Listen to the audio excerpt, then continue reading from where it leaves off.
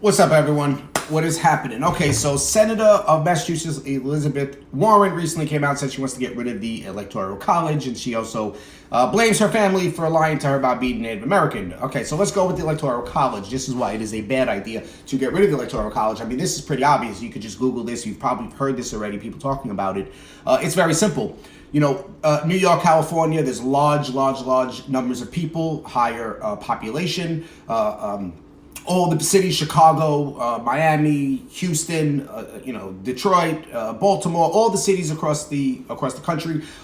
We have larger population of people. We all typically, well, not me, but the cities typically are Democratic cities. They vote Democrat. New York and California alone is strong enough in terms of numbers wise to dictate who will be the next president. If we get rid of the Electoral College, the flyover states will no longer have a voice. Majority of the cities will pretty much dictate who becomes president. We will have a Democratic president every single time. Every election cycle, it would be won by a Democrat. It wouldn't even make sense for a Republican to run for office. This is why they want to get rid of the Electoral College. By having an Electoral College, each candidate has to win the popular votes per state. And then the states are added up. Whatever candidate wins majority of the states wins the presidency. It's very simple. It makes it very fair. It makes it fair for the flyover states, for the states with a smaller population. It makes it even, Steven, for everyone. It is a good idea to keep it and not get rid of it. This is something that Democrats, they always come around it. Every time a candidate wins by the Electoral College, by that, they always want to get rid of it. It's very common. It happened when, recently when Trump won. It happened when George Bush won. I think it was like maybe 5 times in U.S. history, Electoral College dictated the president, and the president won the electoral but lost the popular. And this is something they always want to do. Now, the Electoral College, it goes back to the late 1700s, early 1800s. It's not new. We've been doing it all this time. It's been working just fine. There's no need to get rid of it. If you have a strong enough candidate that could get the votes, then that candidate would win. You don't need to cheat the system in any way. You don't need to level it against one person or the other. But the Democrats don't see it that way. They'll do anything they possibly can to hurt the chances of Republicans winning elections. This is what they do. I mean, look at all of the elections that happened with the Democrats and how many dead people have voted. I mean, it's just insane. The things that they do. Now, I'm not a conspiracy type of guy, and I don't want to say, that elections are rigged. I don't know how to prove something like that, but I'm pretty sure they at least try. I'm pretty sure they at least try to rig elections the best way they can. They try to sway things in their favor the best they can. There has been multiple reports in multiple states over the years of some type of election fraud, usually smaller counties trying to pull off little fuckery here and there to try to push a candidate. So, when you add it all up, it's a big thing, and this is the games that are played, and I'm pretty sure it's played on both sides. Both parties are responsible for doing things like this. I wouldn't say that just one side is dishonest and they're not, because let's be honest, they're all dishonest, right? We're just trying to get the best deal we possibly can,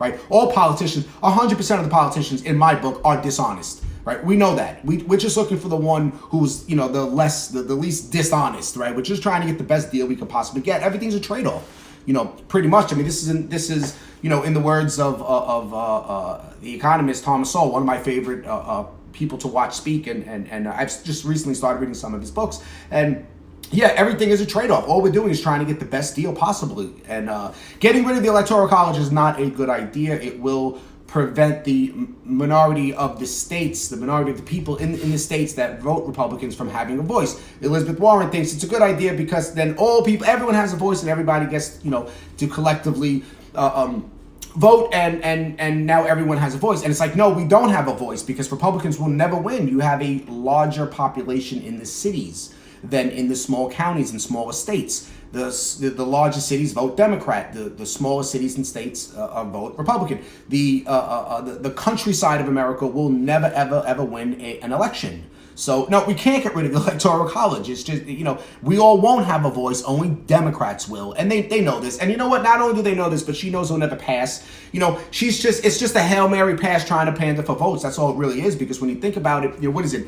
2/3 of the Senate and then like 3/4 of the states you would need to actually amend that. It's not going to happen. I don't think has it ever happened where they were able to get that much in the House and the states to agree so they could they can amend the Constitution like that. I don't think it's happened. I don't think it will happen. So she's just blowing steam and trying to get votes since it's election is about to kick off soon. Also, she blames her family for lying to her about being Native American. I think this is funny because it's like, I meet so many people all the time who claim to have, Cherokee Indian, Blackfoot Indian, Apache Indian, Tonto Indian, and all this stuff in them, right? And okay, big deal. You might have it in you, you might not. I mean, who the hell cares? Most people don't try to use it to their advantage to get a career out of it. She did. She went all the way to college, to law school, in politics. I mean, her whole career, we can argue and say that it was because she said she has Native American in her, right? So this is like an affirmative action type of deal. So, I mean, this is Native American privilege. Could she have done what she'd done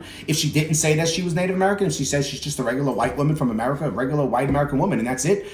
If not, well, then this is the definition of a person of color privilege and not just white privilege. So, I mean, that kind of ruins the argument in itself right there about white privilege. She had to lie and say she was a different race, a different color, right? Just to make a career for herself. So, there goes your white privilege. I did a DNA, I did a DNA testing, me and my family, and it came out that we were 98% Eastern European Jewish and 2% Irish. Not one of us tried to benefit off of having a little Irish in us, right? I mean, I didn't celebrate St. Patty's Day. I love the Irish, by the way. I have no problems with them. But to be honest with you, if my DNA came back and said I had African in me, Asian in me, Indian, Arabic, South American, Native American, okay, cool. You know what I'm saying? I don't care. I'm cool with that. I'll take it. I really don't give a shit what's, whatever. I'm a Brooklynite. I'm a New Yorker. That's all I know. I don't know how to be anything else. So, I'm not going to run around and try to benefit in any way, shape, or form because of whatever blood is in me. You know what I mean? I'm only going to benefit off of my talents, off of my merits, off of my character, off of my intellect. And that's it. Everything else is just whatever. It is what it is. I mean, I just don't give a shit. Whatever the hell is in me is in me. I'm a Brooklynite. That's all I know how to be. So, her going all the way to the top off of being, Native American, and now it turns out she's not Native American. She doesn't have more Native American blood in her than most people in America. Now it's, oh, well, my family lied to me. Well, it's like, well, that's convenient because you made a whole career out of yourself off of your family lying to you and you taking it to the next level.